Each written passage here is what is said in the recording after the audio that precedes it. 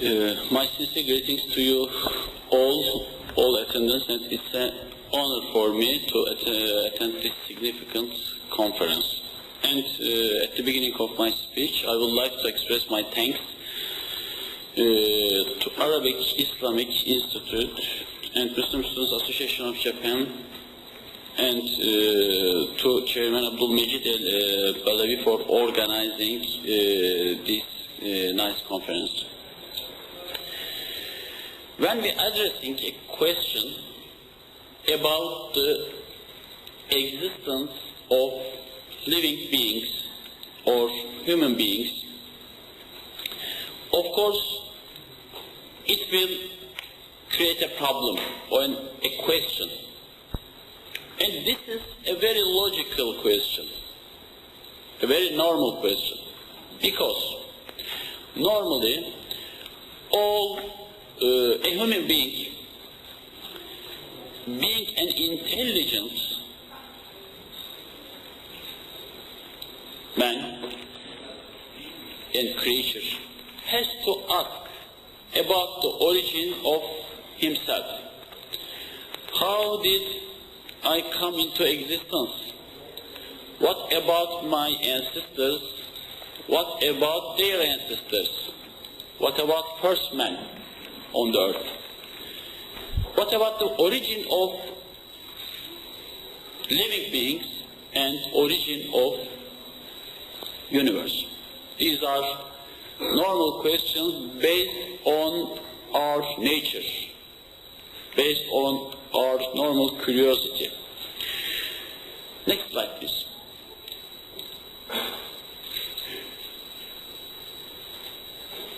When you look for an answer to the question about the origin of living beings, we just have two explanations, but no other third explanation. Which are, the first one can be all the things that we see around us, all the living beings that we see around us, they are results of mere coincidences, which means results of chance. This is first explanation. And the second can be all the things around us are result of a design, which means creation. We don't have any other explanations. We cannot say, or even we say, I am not sure, the result will not change. One of these explanations are correct. So if we categorize the explanations under a certain name, under certain cultures and names, you will find the explanation based on chance goes back to ancient cultures, Sumerians, Babel, ancient Egypt, or ancient Greek, or the last stage, so-called scientific name of it, Darwinian evolution. All of these cultures claimed life came into existence by some coincidences, without any creation. And in the second part of our category, we will find design, and two alternatives can be put forward. The first, we can say, all of these living beings are designed instantaneously and created instantaneously. And the second can be, some of thinkers or people, they can say that, yes, there is a creator, of course, this is obvious based on our understanding, but maybe it created living beings with an evolutionist method, which means stage by stage, changing one species into another species, but it happened under the control of God. So, what we see on the screen, the result is, the consequence is, if some believer says that I believe in religion or I believe in creator, but evolution also is correct, which means, in fact, he is not supporting Darwinian kind of evolution, but another type of step-by-step creation. This is completely different from evolution itself. As I told you, it was a pagan culture. All these cultures, starting from Sumer, finishing with the Darwinian evolution. Next slide, please.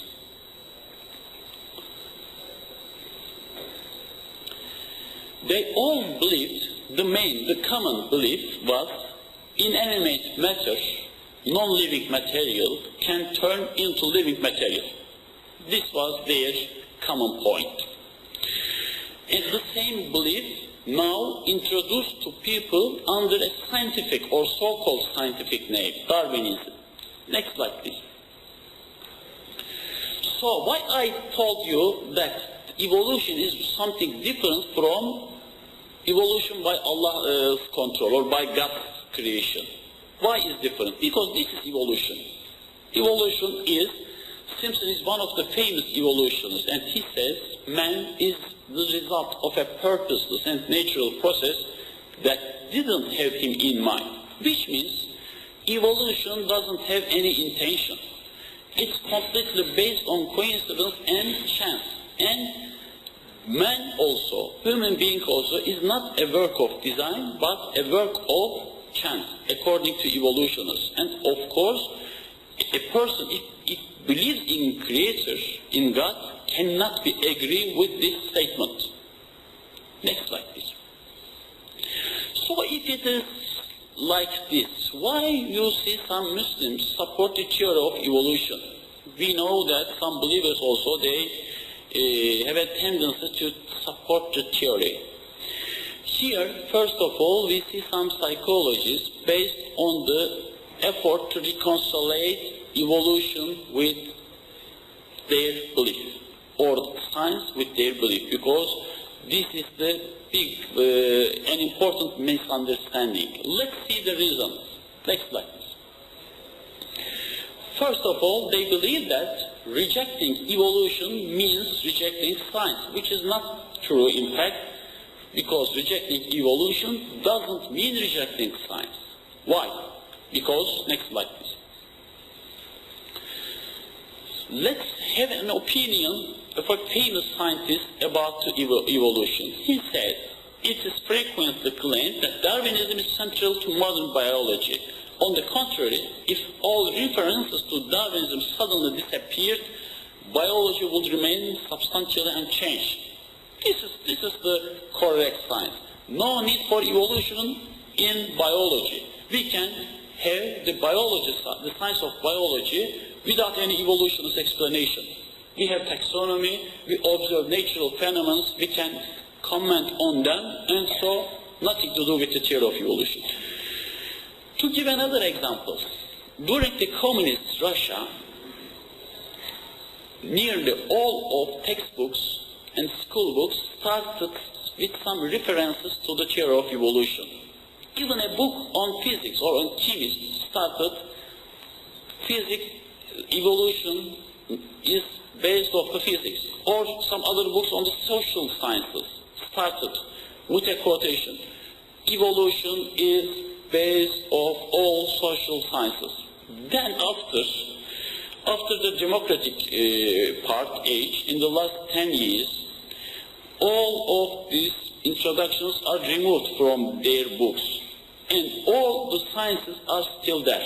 Nothing changed, just the wrong interpretation. So evolution is not the base of any science. Next slide, please. And today we have thousands and thousands of professors, and most of them are prominent professors and scientists in different institutes, faculties, universities. All these people, I'm not going to explain one by one, but they are very important scientists in our history, and they don't believe in the theory of evolution. Next slide.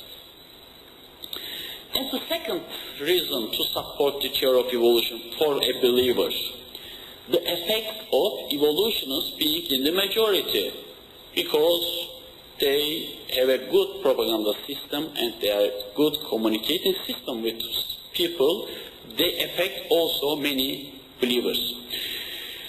So let's give an example. In our country, we have a debate with evolutionists for some months, many months, and at the end of this period, in a scientific field, we all invalidated their arguments and their evidences.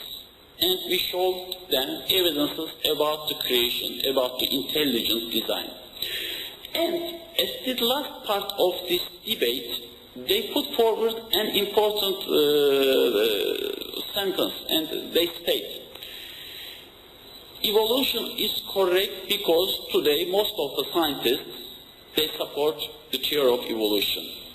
Having their opinion, another important scientist, and he is actually the first scientist in the philosophy of science in Turkey, made a comment. Actually, he is an evolutionist. He is not a creationist. But for this understanding, for this critics or for this statement of evolutionists, he said, let's see, next slide. His name is Arda Denker. He said, does the fact that many respected people or organizations or bodies believe in it through the theory of evolution to be true, could the theory be proved by a court verdict? Does the fact that respected and powerful people believe in something make it true? I would like to recall a historical fact. Didn't Galileo stand up before all the respected people, lawyers, and particularly scientists of his time and speak the truth on his own, with no support from anyone? Didn't the courts of the Inquisition reveal other similar situations? Gaining the support of respected and influential circles neither creates the truth nor has anything to do with scientific fact. This is the correct statement, because we are not going to decide on a scientific theory based a kind of vote system or the parliamentary system. Of course, we need evidences to reveal the scientific truth. And if we go to look to Quran about the issue, you will see a verse of Quran. Next slide, please. If you obey most of those on earth, they will guide you away from Allah's way. They follow nothing but conjecture. They are only guessing. And this is Quranic approach to problem about the being in majority. And next slide, please.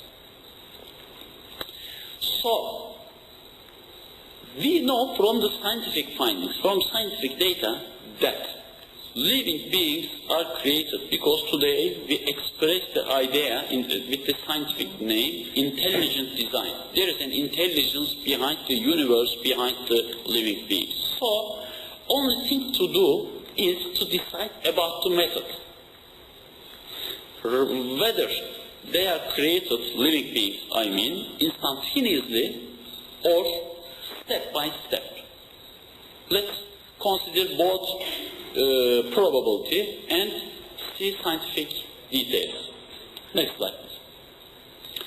First of all, Darwin proposed a tree of life for living beings, for different phyla and species. And according to Darwinism, life should have diversified over time, like a branch of a root of a tree. All living beings, phyla, should have started in different time periods. But, next slide please. This is the correct diagram about the existence and appearance of living beings. This is Darwinian predictions, but this is the correct expression, which is all the phyla, different groups, they appeared in Cambrian age, at the same age, which is directly related with expression about instantaneous creation. And Philip Johnson, one of the major scientists, that he is observation. Darwinian theory predicts a of increasing diversity. The animal fossil record more resembles such a cone turned upside down with the feet present at the start and thereafter decreasing. Next slide, please. And another observation from an evolutionist. Richard Monostarski is one of the major evolutionists, and he said, 500 million years ago, the remarkably complex forms of animals we see today suddenly appeared. This moment, right at the start of the Earth's Cambrian period, some 530 million years ago, marks the evolutionary explosion that filled the seas with the Earth's first complex creatures. The large animal phyla of today were present already in the early Cambrian, and they were as distinct from each other as they are today. This is observation of the modern science, which means all the living beings, they came into existence abruptly, suddenly, with their full organs and systems, and which is the exact expression of instantaneous creation. Next slide, please. Cambrian age that he told the scientist Monostarski was referring represent the oldest visible living organism on our Earth, fossils, that they lived 530 million years ago. They were in fact invertebrate marine animals, jellyfish, starfish, snails, worms, trilobites, a large group of invertebrate marine animals. And as I told you before, they came into existence without any ancestors, with the complex organs like eyes, like gills, and with the complex systems like blood circulation systems, and you cannot show any evidence of their ancestors. Let's see one of them. Next slide, please. Trilobite. This is a fossil of a trilobite of 530 million years old, and let's focus on the eye of the trilobite. This is the eye of the trilobite. Next slide, please. The eye of the trilobite, this is the eye of the trilobite, is a compound eye system, which means it's formed by all these small honeycomb structures. And this is the eye of a living animal, living insect today. This is the first eye appeared on the earth, and this one is an eye of the present day, which shows that evolutionists claim about that life goes from primitive to complex is not correct. The first eye on the earth was as complex as the eyes of today. We can say that it was even more complex when you compare, when you see every single honeycomb structure on this eye contained double lens system, which means one eye of the trilobite contained more than 1,000 lenses. Because only in this way it could resist to big pressure of the oceans. It is a miracle of design, and it is a clear evidence for creation, instantaneous creation, and it denies evolutionists' explanation about the origin of life. And a scientist, David Raup, he says, who studied on these eyes, trilobite, he said, the trilobite used an optimal design which would require a well-trained and imaginative optical engineer to develop today. Next slide, please. And Richard Dawkins is the maybe more is the well-known evolutionist today, one of the most important evolutionists today. He confessed about the Cambrian age. The Cambrian strata of rocks are the oldest ones in which we find most of the major invertebrate groups, and we find many of them already in an advanced state of evolution, the very first time they appear. It is as though they were just planted there without any evolutionary history. Next slide, please. And the first man worrying about the problem, why they are not transitional fossils or they are not ancestors of these groups, was the owner of the theory, Charles Darwin. He said, in his famous book, Origin of Species. Why, if species have descended from other species by fine gradations, do we not everywhere see innumerable transitional forms? As by this theory, innumerable transitional forms must have existed. Why do we not find them embedded in countless numbers in the crust of the earth? This difficulty for a long time quite confounded me. Next slide, please. And these are the groups that we see in the fossil stock. Fossil stock is very important because fossils represent the history of life on the earth. And when you go and examine the fossils, what you will find are an ant. This is a fossil ant of 100 million years old. The same ant we have today. A dragonfly fossil of 135 million years old. The same dragonfly today we have. The same for a bat of 50 million years old. The same for a coelacanth of 400 million years old. And the same, this is the fossil and this is a living one, and all are evidences for creation, and all of these evidences deny the theory of evolution. Next. And to answer to people who need the theory of evolution to explain the origin of living beings, to believers, because we have to answer them, or we can answer to those people based on Quranic verses. And let's see Allah's creation in Quran. Next slide, please. He created the heavens and earth with truth. The day He says, be, it is. His speech is truth. The creation is that easy for Allah. He says, be, and that's it. He creates. Next slide, please. And some forms of creation in Quran. Let's see whether they are related to the scientific thing that we see today or not. For instance, we see how the bird created from clay by the Prophet Isa came to life. This is a miracle, and Allah created it without any natural forces that we need to observe today. Next slide, please.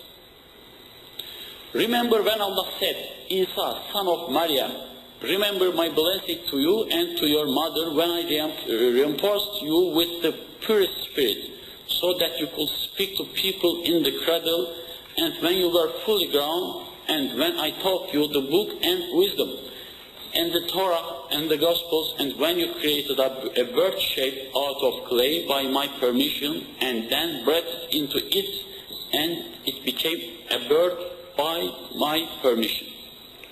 Another form of creation in Quran. Next slide, please. Prophet Zacharias' barren wife had a child. This is a miracle, and it happened we see in the Quranic verses. Next slide, please.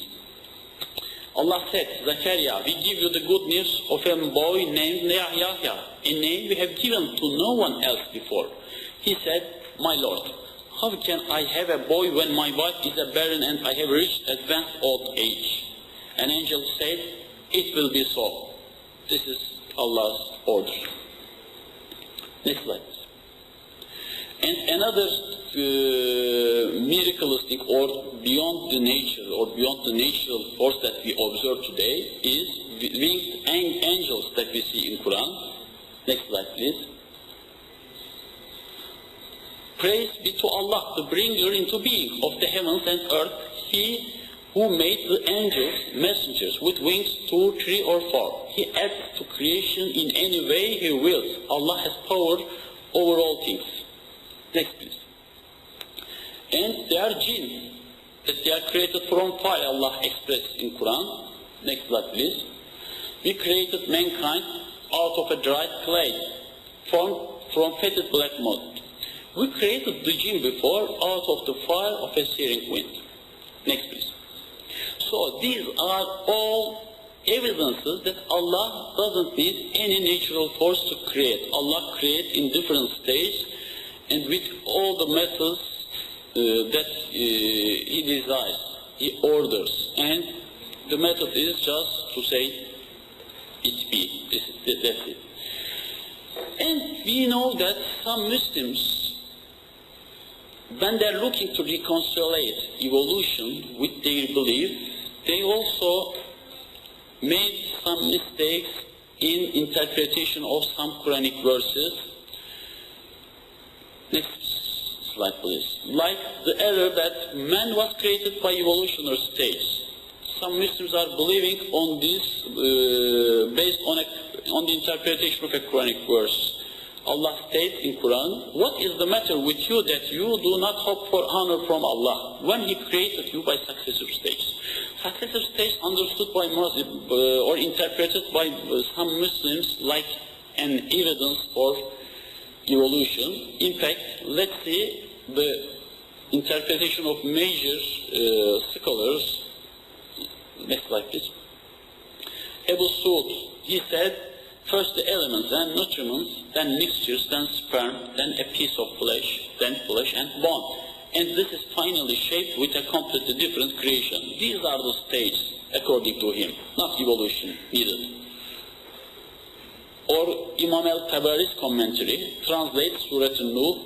In fact, he created you by stage and interprets it like you were first in the form of a sperm.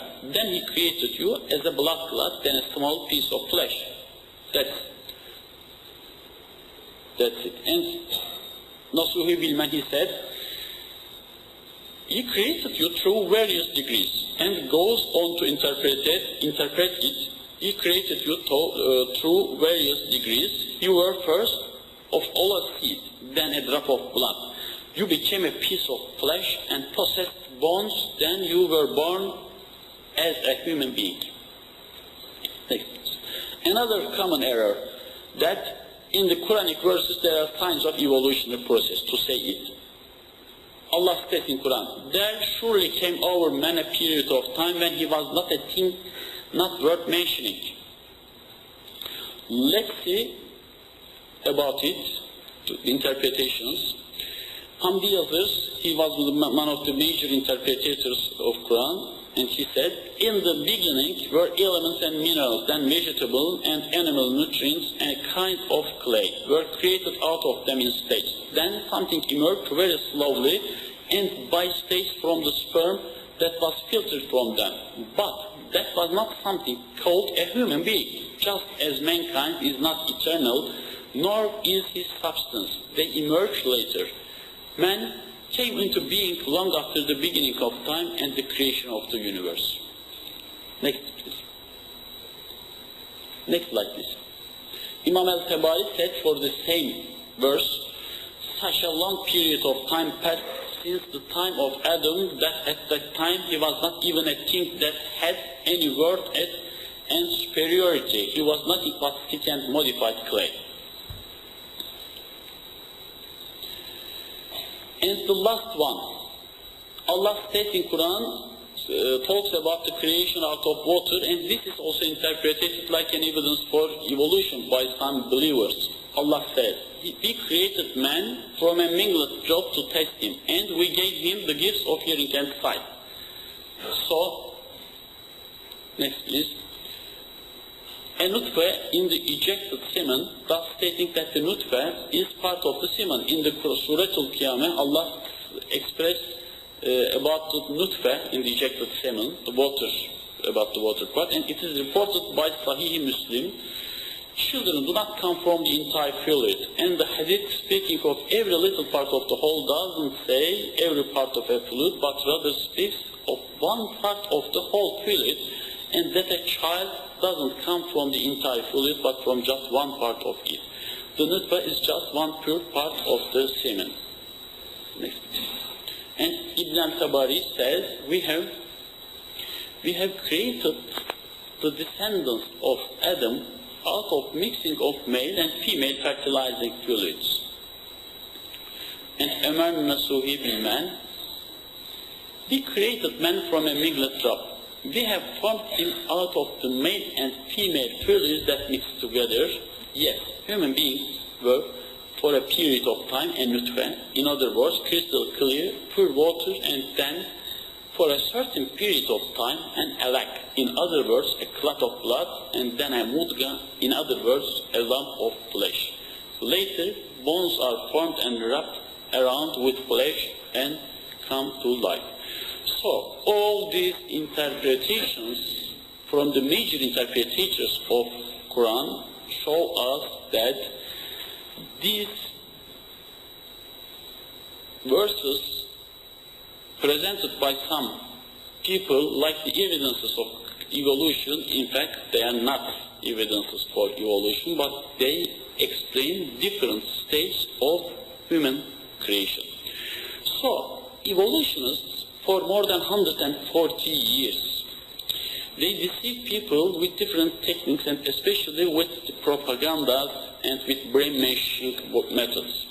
But in order to show the existence of life or the starting point of life on the earth, they couldn't show any single evidence. Allah states in Quran. Next please. Allah created every animal from water. Some of them go on their bellies and some of them on 2 legs and some on 4. Allah creates whatever He wills. Allah has power over all things. Thank you for listening.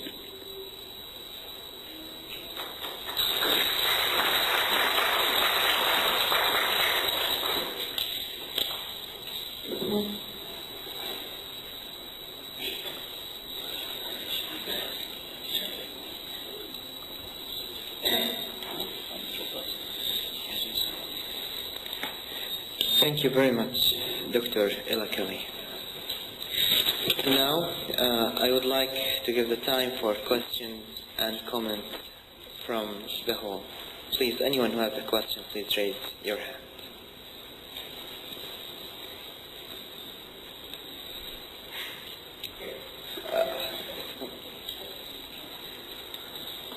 Thank you very much for this great lecture, and I agree completely with you that it is so easy to destroy Darwinism. This is not difficult.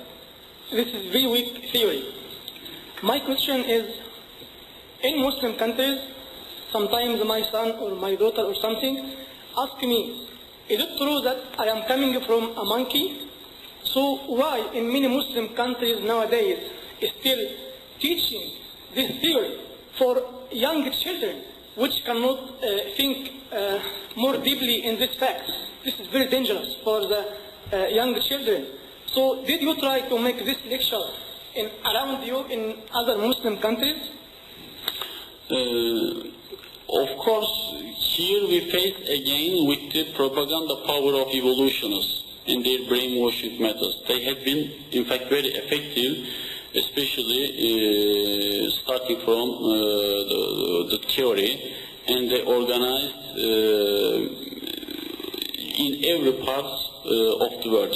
And this is not a problem of only Muslim countries, but in every, maybe today, nearly all of the countries, they have in their curriculum something about the theory of evolution. So it's a common problem, and it is having no evidence and no scientific value. It is still, they are still insisting on the theory just because it's the base of the materialist ideology. Otherwise, the second explanation left will be creation, and in order to not accept the existence of the Creator, they oppose it. To give a general idea to change the situation, in Turkey, maybe you have seen in the introduction during the documentary film about the foundation that we had been very active in organizing conferences, and Harun Yahya's books also were widespread in Turkey, in every part of the country. We distributed, when we challenged the theory, we distributed more than 7 million copies of his books about evolution deceit in every part of the country. And then after, whenever a biology teacher, if he supports the theory, starts to explain something to his students, nearly all of them, they raise their hands and they say, no, we don't believe in such things because it's written in this article that it's not correct. So that's the point in Turkey. And nowadays, when we compare with the 10 years ago, we can find a very little evolutionist effort to say something in favor of evolution, because we all answer to their attacks, answer to their scientific attacks. We organize so many conferences in every part of the country, in universities, in different fields, and then after we organize the similar conferences in many other countries, not only in Muslim but also in non-Muslim countries. And this theory is today is not just a simple scientific theory, but is the base of the problem of today's understanding, because today's society's major problem is materialism, and the materialistic understanding exactly based on its scientific or so-called scientific part on the theory.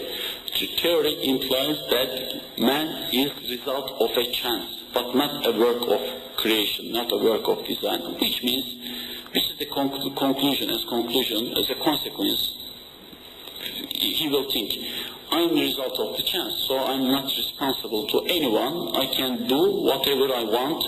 The only unique thing or important thing in the life is to fulfill my needs, my satisfaction, nothing else. So no need for mercy, no need for compassion. And this is the general understanding of today's societies. So many wars, so many struggles, so many blood, so many cruelty, violence, based on this understanding. So why? Because why today we are so sensible about the theory? Thank you very much. Thank you.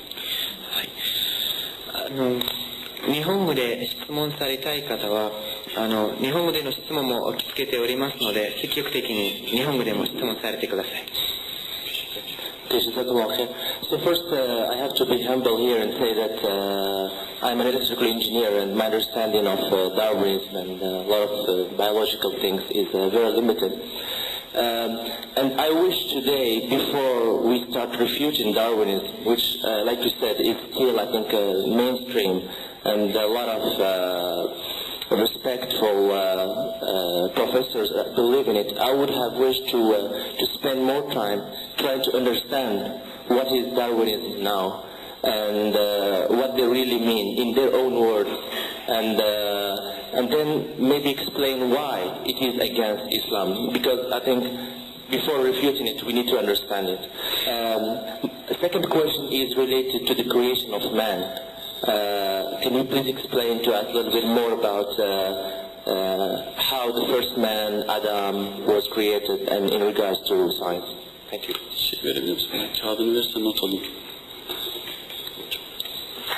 So, of course you are right to comment that we need to, first of all, explain the meaning of the theory and the details of the comments, or about the details or scientific evidences about the theory. But it requires a different topic that I presented in different parts of this country this week, the week before, I mean. We had been in several other cities. And like the topic, we got the Darwinism, the fall of the Darwinism, or the invalidity of the theory, and explaining, of course, as a first step, what does theory say, and what's the intention of, and what's the value or scientific value of the findings of the theory or the statements of the theory. But for today's topic, the topic was given us based on the Darwinism, based on Islamic view. So, of course, in a short time of presentation, it was not possible to address directly the details, the scientific parts of Darwinism. I just, in some part of my slides and presentation, could touch on the argument, but the main topic was something else, mostly related to Muslim or to believers who are supporting the theory. For the second part of your, and I would like to add that I will be very happy being with you in another conference, referring directly to the scientific part of the problem.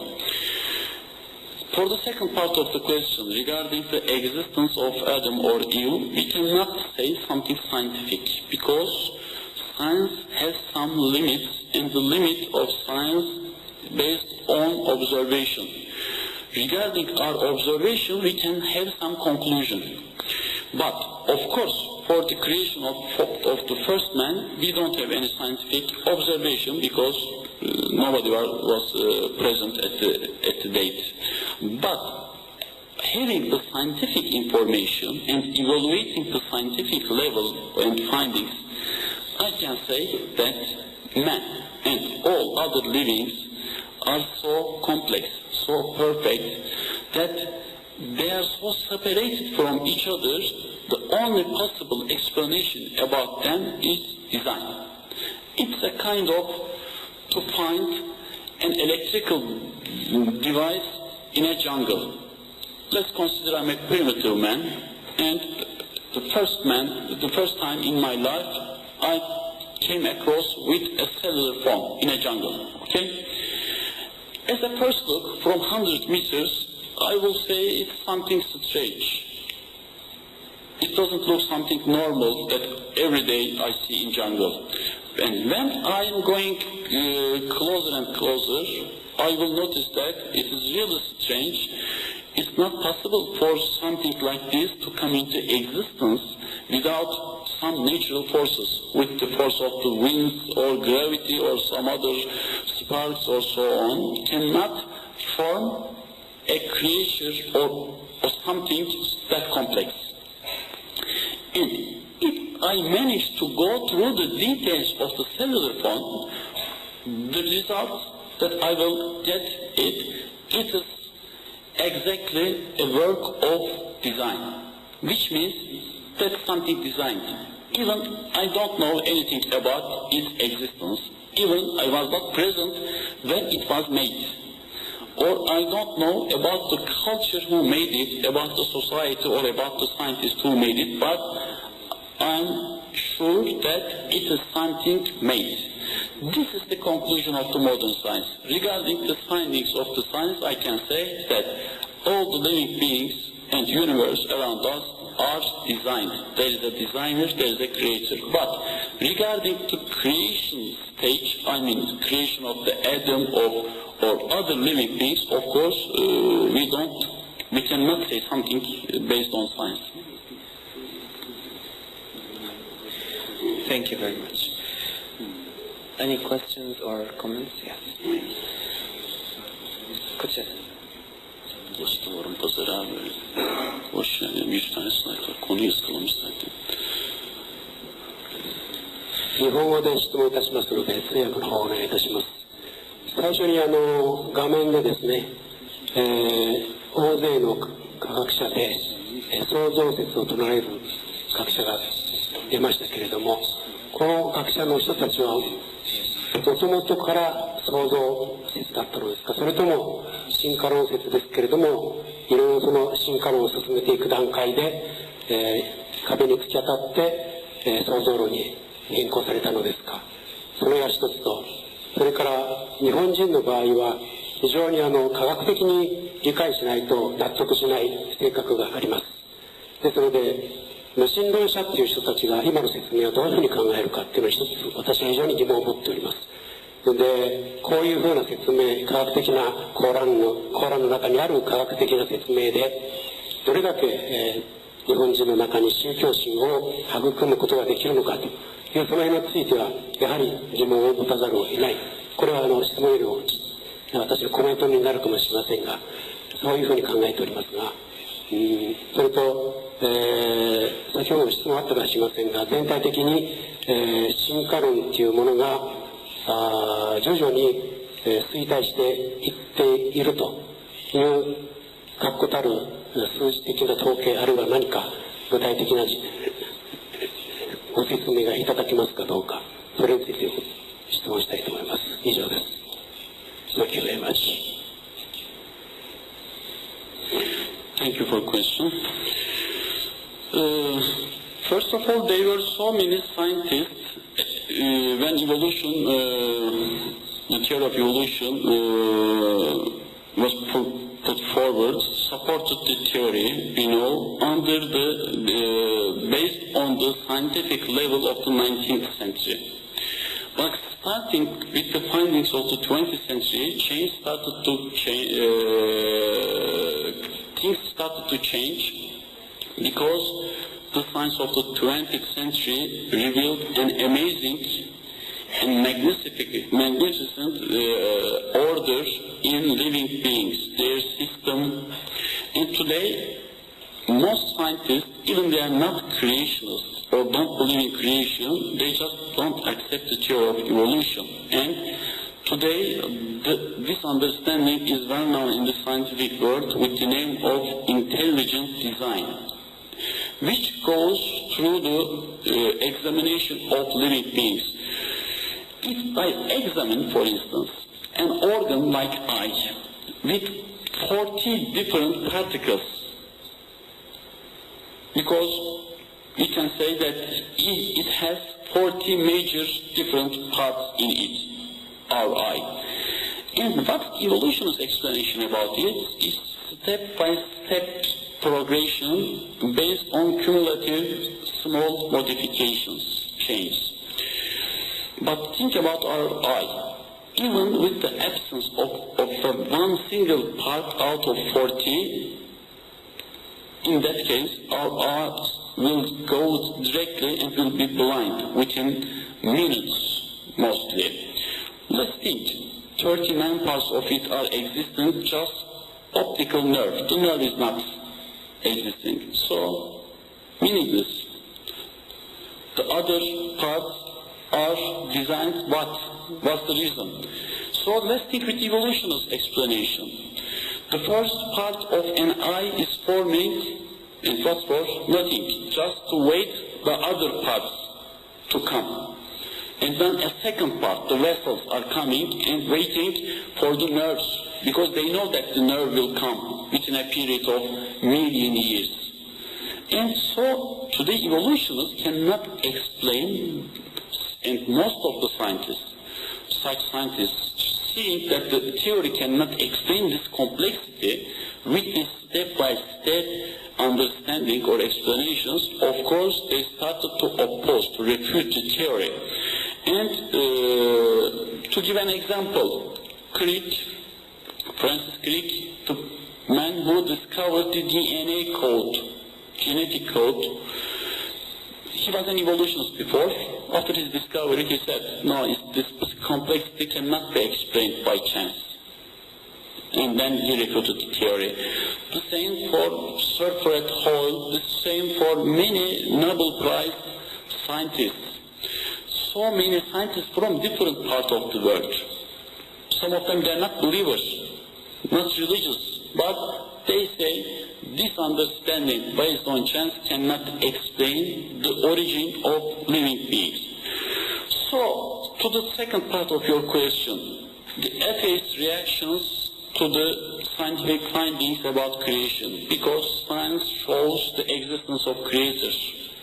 And what about their reaction? Their reaction is, if there are some honest people today, if you have an honest scientist today, he has to accept the existence of design, whether he is a believer in some religion, or not. This is something secondary. He cannot believe in Christianity or in Islam or in Jewish religion. But he has to understand and show and realize and communicate that there is a creature based on scientific findings, based on the mathematical calculations. There is no probability to come into existence by chances. To give an example from an evolutionist statement, Watson is one of the famous evolutionists, and he said once, I am supporting the theory not because I have enough evidence to support it, but only because the other explanation is supernatural creation, which means although I don't have any evidence for this theory, I have to support it because I know that otherwise I have to accept the existence of creators. And this is something that some scientists cannot explain or accept, or they prefer to not accept in order to go on with their ideology. So it is a kind of prejudice, and it is maybe one of the biggest prejudice and mistakes of the scientific history. And for the third part of question, I would like to answer my Dr. Jihad. Yes, it's surprising to find another evidence, though I didn't mention it in my slides, in my presentation, just because one from the audience, he asked about that problem. What do you think about the end of the universe? So I think he is trying to mean about the doomsday. In fact, there is another scientific finding that we are surprised to find in the peer-reviewed scientific magazines like Science and Nature. It's another scientific finding, scientific calculation that our universe expansion speed is getting slower day by day, and they even calculated this as a numerical value, and that value shows that later on in history, in future, one day, I'm not sure, but nobody knows, nobody is certain about that, but that value reveals that one day the universe will slow down, expansion of the universe will slow down, and even would come to a point that will shrink into itself, into that single point, just before as it is just before the Big Bang, big explosion. It's just a theory at the moment, but it is in accordance with the belief we have. Thank you. Yes, if you excuse me, actually I have read before that number of chromosomes in monkeys 22, and in humankind it's about 23. So regarding 46. 多分日本語の訳にはもう一回日本語で言いますね。I'll say my question in Japanese. 前に読んだことがありますけれども、人間には遺伝子の数、クロモソームは23があるというふうに知られています。また猿には22の遺伝子があるというふうに書いてあります。で、どんなことがあろうが、で、ダーウィンの進化論においてこのような問題は説明できません。で、先ほど質問がありましたけれども、もし具体的な科学的な証拠がないのかという質問がありましたけれども、この話に関してもしエリカリ先生は何かコメントがございましたら説明していただきたいと思います。Of course, when you observe the nature, you will see similarities in different group of living beings. We have different parts of similarities with our organs with different animals, not only with monkeys, but with other animals as well. But the major question is, these similarities cannot be presented under the name of evolution. First of all, we have similarities, genetic similarities with monkey, and this is presented like an evidence of evolution, but we have very similar genetic structures with some bacteria. So-called 99% of human genetic code is similar, comparing just 780,000 out of 3 billion of our genes. Okay? But based on the similar calculations, we are similar to nematodes, a kind of worms, 50% for our genetic materials. To some other living beings that even evolutionists cannot make some evolutionist connections, 70% of our genetic material. For our incidence, we are similar to pigs. For some other parts of our bodies, some other animals. So these similarities, of course, can be presented also in some other living beings. For instance, there is a seahorse, okay, and there is a mammal horse. The seahorse is a very small animal, and the horse is a very big animal, and their features are very similar. The same thing for wings. Wings are marvelous things that they can fly. All the living beings can fly, but you see wings in mammals, in some reptiles, in birds, and in insects.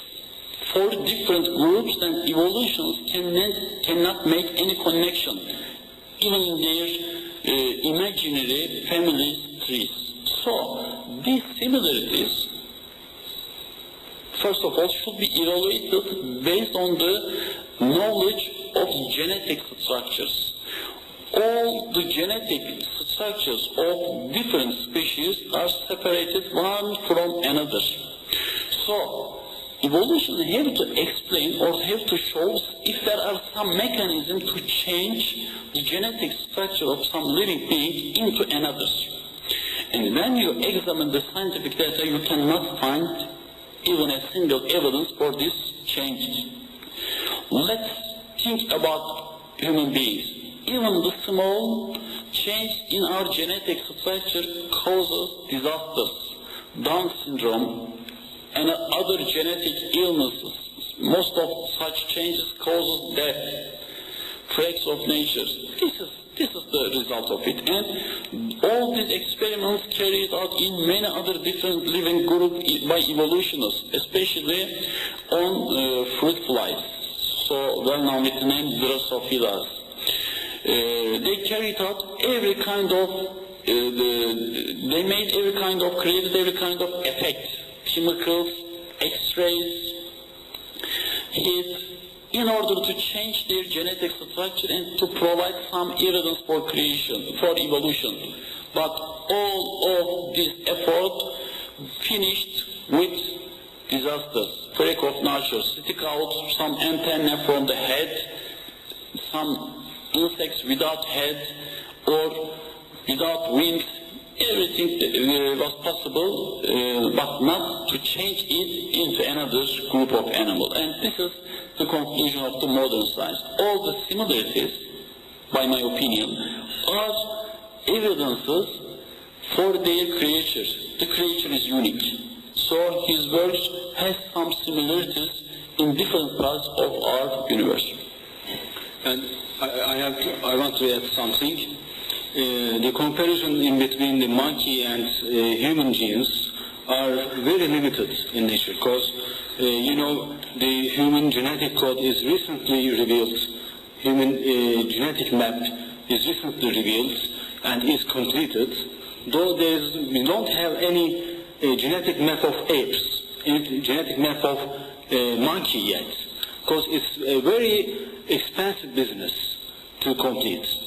So what they do is they do not compare all of our genes with the monkeys, but they only compare some of the proteins that we share in common, that we have in common. By this way, for example, a protein, an enzyme that we have for the same function, they compare the genes that code them, that code that protein in particular.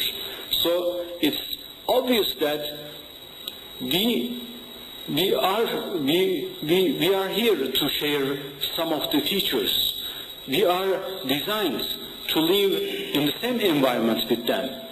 We share the same atmosphere, the same oxygen amount and other water, anything else. We are living with the help of the energy provided by photosynthesis. Every creature on the world is living by this way, getting energy. Every creature is producing ATP for their cells to produce energy. This only shows us all of them are the work of the same creator, the same designer, the same God. So it only proves that everything is created by the same God, one and only God, and the other comparison they have made up to so far has no validity and doesn't prove any connection with the theory of evolution. Thank you very much. Yes. The mic is coming, just this.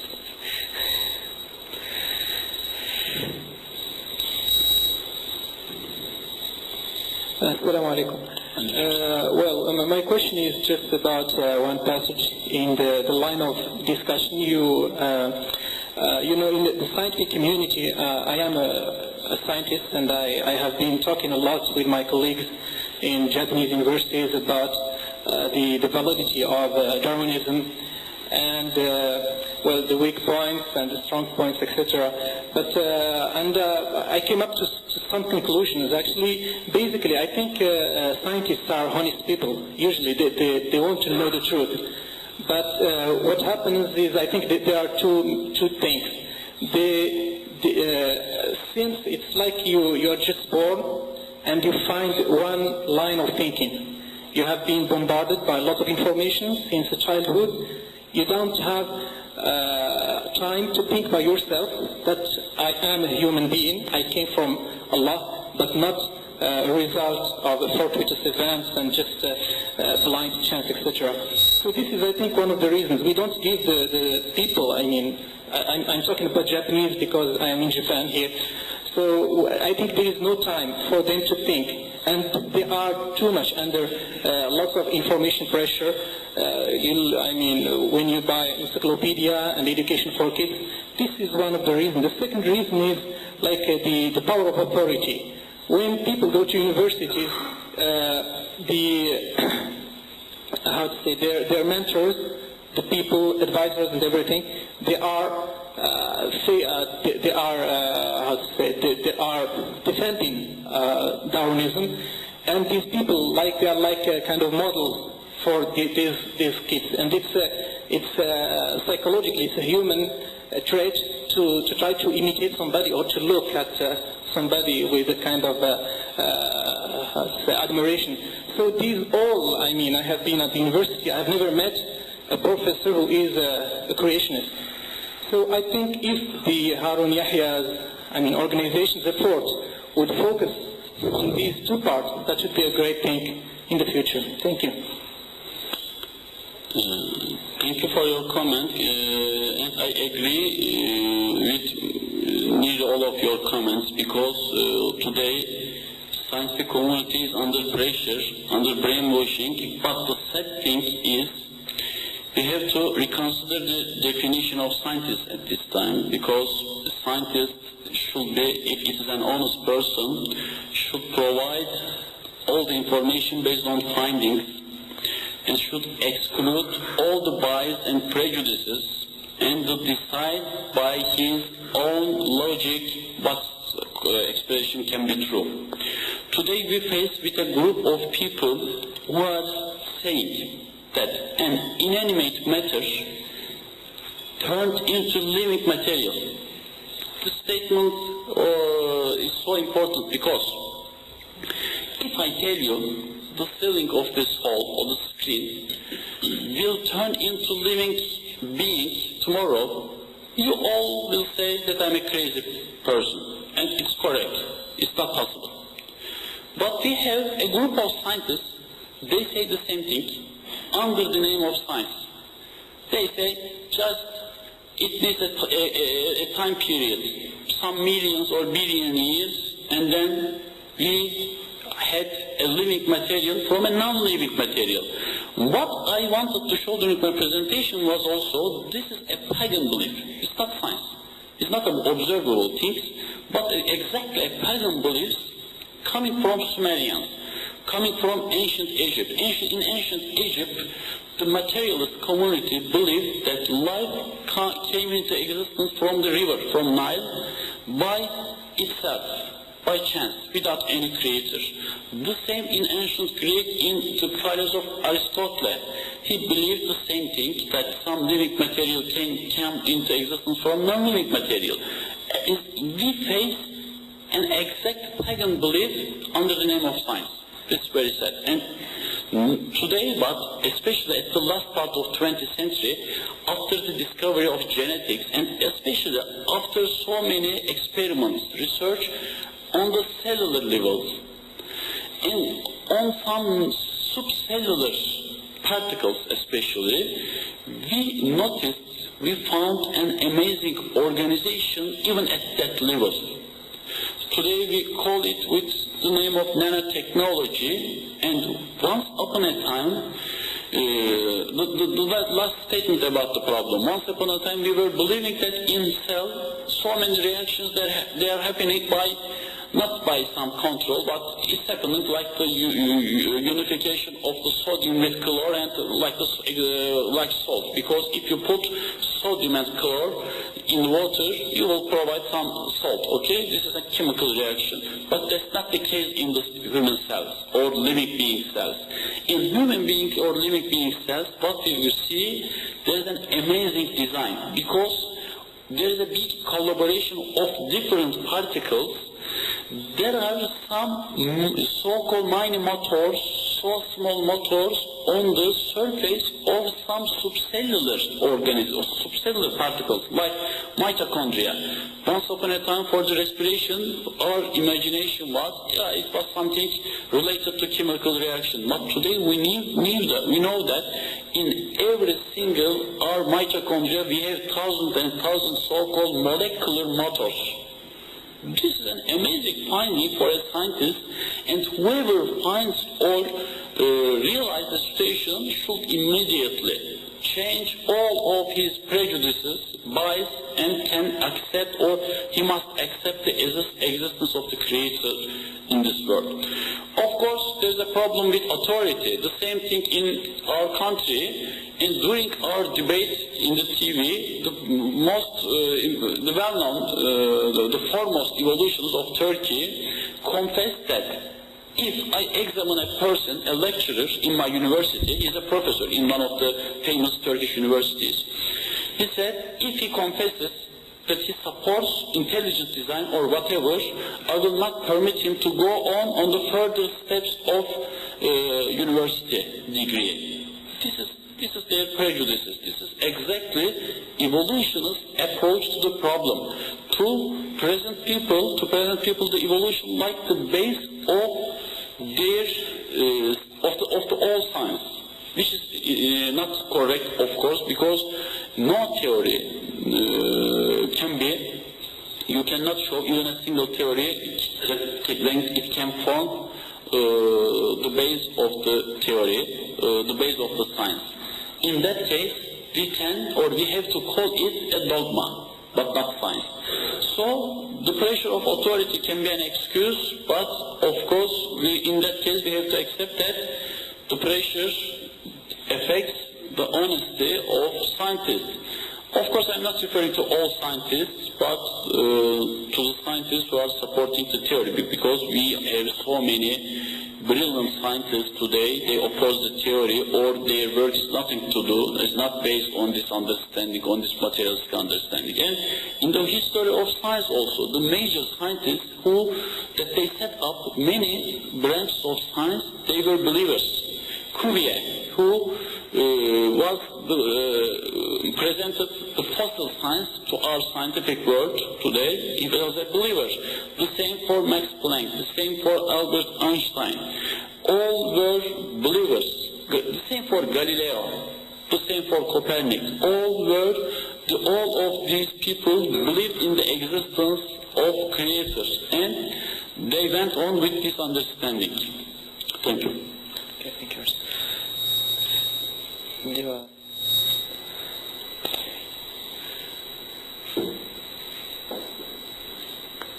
Assalamu alaikum. I have a question. If life has come in stages according to the Darwinism, why the life stage is stopped at human being? Why it's not going beyond? Do they have any answer for this? Can you repeat the question, please? Can you please speak louder? Yeah.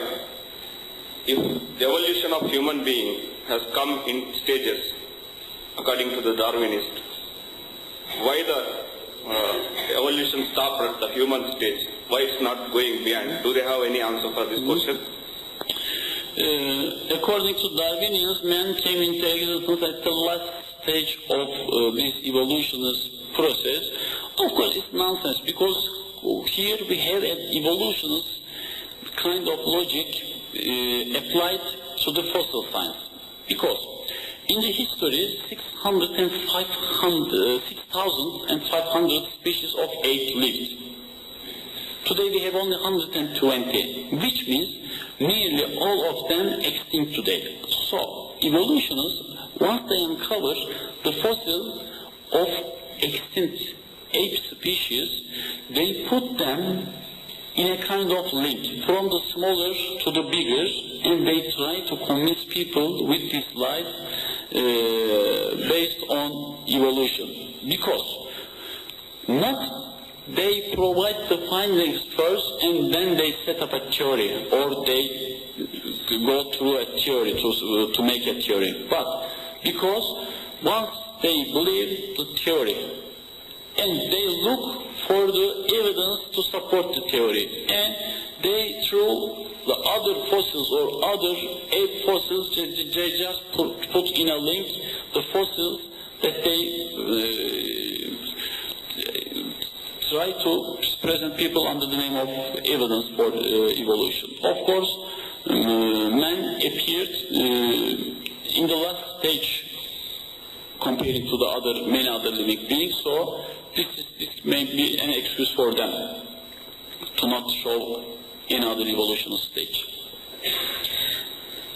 Okay. Thank you very much. Here I would like to finish the time for questions and comments.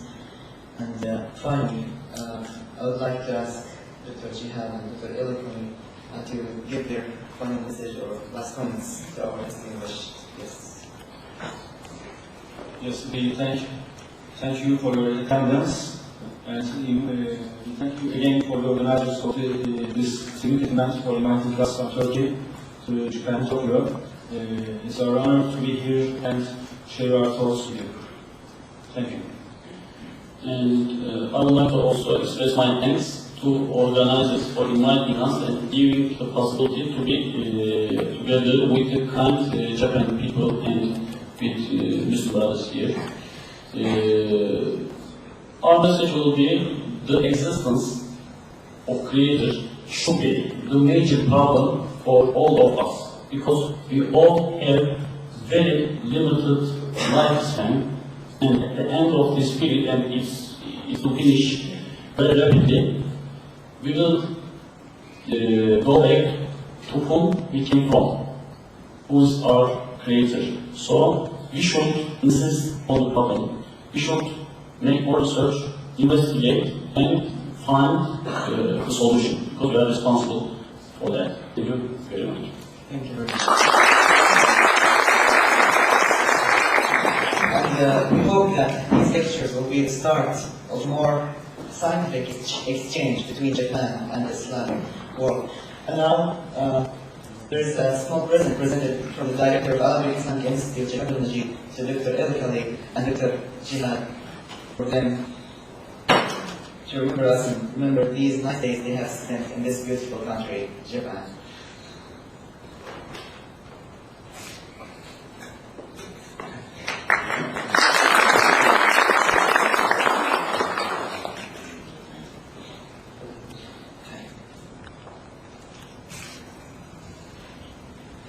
ありがとうございました。皆さんどうぞ大きな拍手で先生方に